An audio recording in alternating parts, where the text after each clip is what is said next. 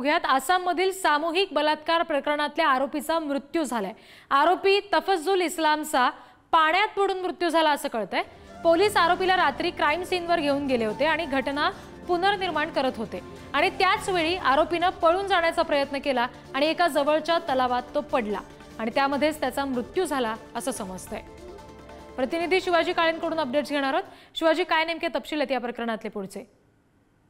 आसाम इथे देग इथं सामूहिक अत्याचार झाल्याचे प्रकरण समोर आलं होतं आणि त्याच्यामध्ये आरोपी होता तफजुल इस्लाम आणि याला करण्यासाठी घटनास्थळी घेऊन जाण्यात आलं होतं।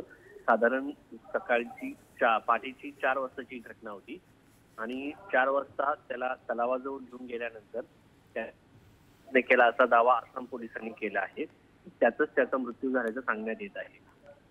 आता त्याचं मृतदेह पाण्यातून बाहेर काढण्यात आलेला आहे आणि त्याच्यावरती पोस्टमॉर्टम केले जातील। मात्र ज्या पद्धतीने आरोपीचा मृत्यू झालेला आहे त्याबद्दल देखील शंका उपस्थित केल्या जात आहेत आणि या सगळ्या याच्यामध्ये गेल्या काही दिवसांमध्ये देशभरामध्ये ज्या पद्धतीने अत्याचाराच्या घटना घडत आहेत त्या पाहता या सगळ्या संतापजनक घटनांच्या बाबतीमध्ये जनतेच्या मनामध्ये मोठा रोष पाहायला मिळतोय आणि त्यात आरोपीचा मृत्यू झाल्यानंतर या सगळ्या प्रकरणामध्ये लोकांच्या वेगवेगळ्या भावना ज्या आहेत आपल्याला पाहायला मिळत आहेत। जी शिवाजी, धन्यवाद दिलेल्या माहितीसाठी।